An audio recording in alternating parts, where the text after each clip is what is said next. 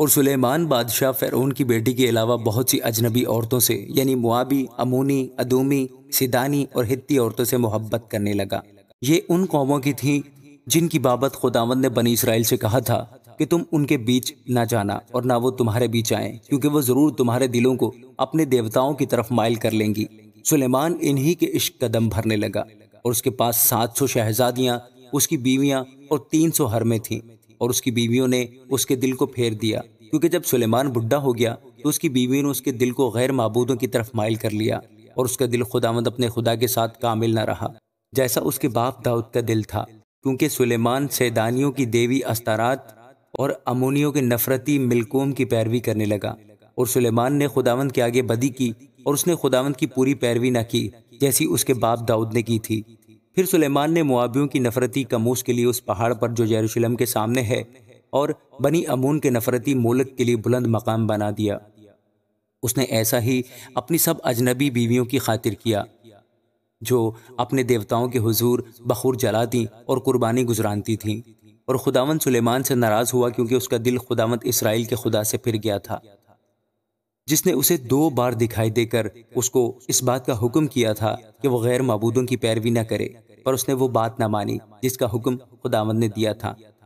اس سبب سے خداوند نے سلیمان کو کہا، چونکہ تجھ سے یہ فعل ہوا اور تو نے میرے عہد اور میرے آئین کو جن کا میں نے تجھے حکم دیا تھا نہیں مانا، اس لیے میں سلطنت کو ضرور تجھ سے چھین کر تیرے خادم کو دوں گا۔ تو بھی تیرے باپ داؤد کی خاطر میں تیرے ایام میں یہ نہیں کروں گا، بلکہ اسے تیرے بیٹے کے ہاتھ سے چھینوں گا۔ پھر بھی میں ساری سلطنت کو نہیں چھین لوں گا، بلکہ اپنے بندہ داؤد کی خاطر اور یروشلم کی خاطر جسے میں نے چن لیا ہے ایک قبیلہ تیرے بیٹے کو دوں گا۔ سو خداوند نے ادومی حدد کو سلیمان کا مخالف بنا کر کھڑا کیا۔ یہ ادوم کی شاہی نسل سے تھا، کیونکہ جب داؤد ادوم میں تھا اور لشکر کا سردار یوآب ادوم میں ہر ایک مرد کو قتل کر کے ان مقتولوں کو دفن کرنے گیا، کیونکہ یوآب اور سب اسرائیلی 6 مہینے تک وہیں رہے، جب تک کہ اس نے ادوم میں ہر ایک مرد کو قتل نہ کر ڈالا۔ تو حدد کئی ایک ادومیوں کے ساتھ جو اس کے باپ کے ملازم تھے مصر کو جانے کو بھاگ نکلا۔ اس وقت حدد چھوٹا لڑکا ہی تھا اور وہ مدیان سے نکل کر فاران میں آئے، اور فاران سے لوگ ساتھ لے کر شاہ مصر فرعون کے پاس مصر میں گئے۔ اس نے اس کو ایک گھر دیا اور اس کے لیے رسد مقرر کی اور اسے جاگیر دی۔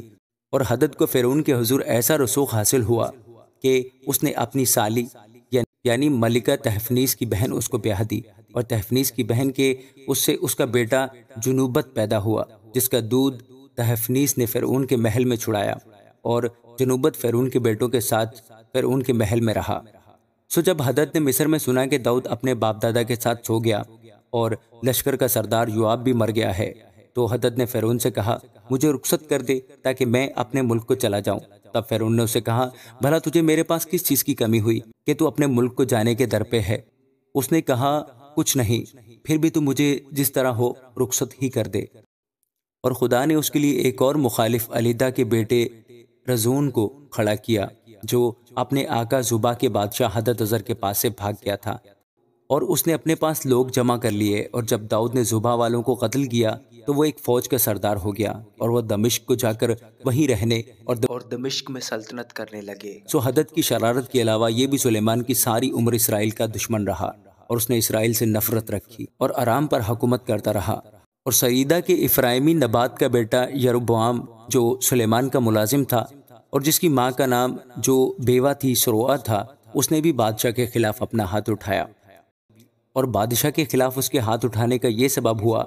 کہ بادشاہ ملو کو بناتا تھا اور اپنے باپ داؤد کے شہر کی رخنا کی مرمت کرتا تھا، اور وہ شخص یروبعام ایک زبردست سورما تھا۔ اور سلیمان نے اس جوان کو دیکھا کہ محنتی ہے، سو اس نے اسے بنی یوسف کے سارے کام پر مختار بنا دیا۔ اس وقت جب یروبعام یروشلم سے نکل کر جا رہا تھا تو سیلانی اخیا نبی اسے راہ میں ملا، اور اخیا ایک نئی چادر اوڑے ہوئے تھا۔ یہ دونوں میدان میں اکیلے تھے۔ سو اخیا نے اس نئی چادر کو جو اس پر تھی لے کر اس کے 12 ٹکڑے پھاڑے، اور اس نے یروبعام سے کہا کہ تو اپنے لیے 10 ٹکڑے لے لے، کیونکہ خداوند اسرائیل کا خدا یوں کہتا ہے کہ دیکھ میں سلیمان کے ہاتھ سے سلطنت چھین لوں گا اور 10 قبیلے تجھے دوں گا،